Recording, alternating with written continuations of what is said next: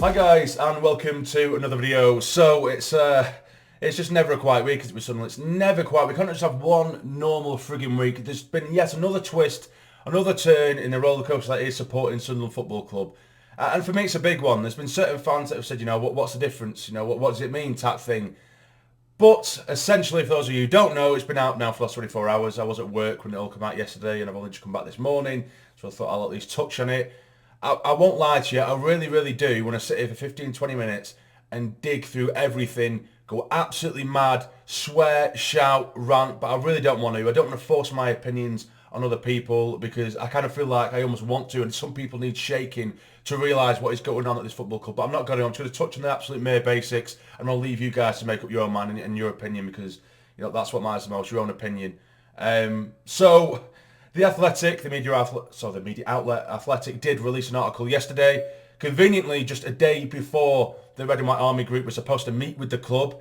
Because recently there has been a lot of questions raised and a lot of questions asked as to who actually owns this football club. But actually, Charlie Methven has been resurfacing recently over the last few months. He's been appearing at different games here and there, and we were led to believe that they had almost nothing to do with it. They took a step away from the club. They had no real active role within the club. They obviously had a percentage, but no active role.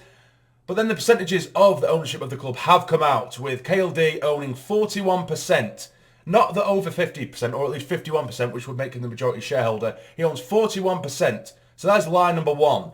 Stuart Donald has 34%, just 7% less than KLD. And then you have Satori with 20%, and the snake, the absolute rat, that is Charlie Methven, on 5% ownership of the club. Now, on the surface, you might look at it and say, oh well, but KLD still has the majority there. Surely, no, usually it works in most terms. Over 50% gives you the majority stakeholder, or the majority stake of the club. But Madrox, being Stuart Donald, being Juan Satori, and being Charlie Methven, as a collective, they own the majority and the most of this football club. So as we thought we were going into a new era and a new birth and a sort of takeover with KLD, it never was. It was merely a slight and mere reshuffling where KLD is a sort of poster boy at the front of it all, and they are absolutely 1000% pulling the strings. We asked for Stuart Donald out. We asked for Charlie Methven out, Satori, and they have not left. We knew that they had a backwards roll, but they are still fully in control of this club. And I know that KLD has been the poster boy. He's the one who's been going to games, doing this and the other, going up to under 23s games, in the reserves. You see him a lot more than the rest of them.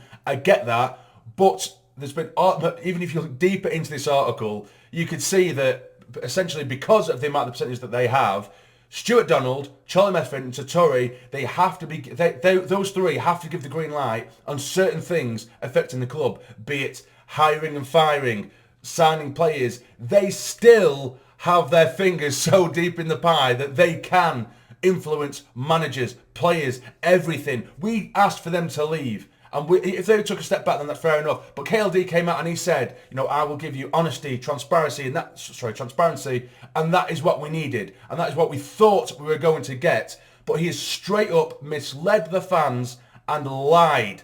Now, if Donald, Satori, and Methven happily allowed KLD to buy shares, then that would be a different story. Or buy their shares. But what KLD now has done is blown to bits the trust that he thought he had.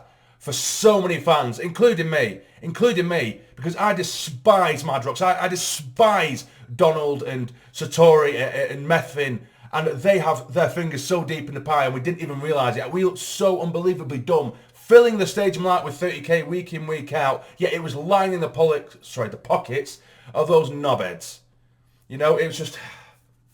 It's just terrible. We've just been lied to yet again. And it's the Sunderland fans that are getting told, oh, you're toxic. It's you that are the problem, moaning all the time. Well, we've been persistently misled, lied to, mistreated constantly by almost every owner we frigging have. We get absolutely battered. And it's happening constantly. And now we're in such a difficult position for me, because there's people saying, should we protest? Should we do this? Should we do that? And the thing is, it's so difficult because for me, I would personally boycott home games. Because the only way to strangle them out of the club is that. Because if you get 30k a week, it's anywhere between 35, 30 quid a ticket for general tickets, anything above hospitality, whatever. The amount they are earning per day, on a match day, should I say, is a hell of a lot of money, and that's what's keeping them afloat. Strangle them out of the club and do not go to home games would be what my sort of solution to this would be. Blackpool did it. It took many, many years, and eventually it forced them out. It forced the hand. And it must have been horrible for them. But they did it. You know, throwing up a few bloody paper aeroplanes on the pitch while still filling it 30-odd K a week. What the hell's that going to do? But the situation we're in is that we've got Alex Neil just come in. We've got a football club that, of course, we love so dearly and we want to get promoted. So it's difficult that we love our club so much, but we want to support the new manager and the team. We want to support them and hopefully push them over the line to get promoted so badly this season, because more than ever this team needs support. You know, you could say support the team, not the regime. But as long as we're filling 30k at this stage, I'm like, you are 1000% supporting the regime. You're lining the pockets. And that's the thing. And that's why we've been put in this shit situation by another lying set of people at the top of this poisonous football club. Do you know what I mean? It's just really, really frustrating. We're just consistently getting lied to, and I don't really know what to suggest, because yes, we could easily boycott, we could easily take banners, we could protest. We definitely need to make our voices heard. 100% need to make our voices heard. But it's just how you approach it. Because in my eyes, we need to support this team, but we also need to let this board know that we are not happy, because yet again, and I'm going to keep on reiterating myself, we've been misled and we've been lied to, and you can't just say, oh, KLD, he's been all right, he's nice, he's a young lad. We need to give him the brunt of the stick as well. We need to, because he's 100% straight up lied to us. He's lied. And Madrock's still here in full effect, and that's probably why we've been scrimping on money, because everything has to be signed off by Donald, Satori and Methven, and they give nothing when they were here. So why would they do it now whilst they've got KLD as their front man?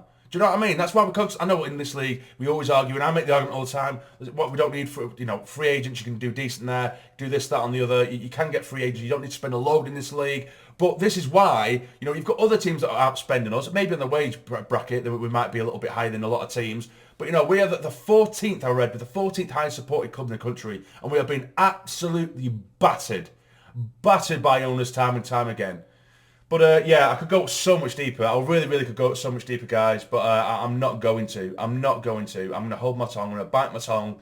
And I'm going to allow you guys to come to your own opinion. Does it really matter to you whether Madrox is still about, whether they still have the influence on the club that they do, and we just didn't know this, or at least we thought it may have been, but we just tried to believe. That's what Sunderland fans try and do. We try to believe, and and the thing is as well, which is I will just add, after this all came out yesterday evening, Grant Ledbetter did put a post in his story on Instagram.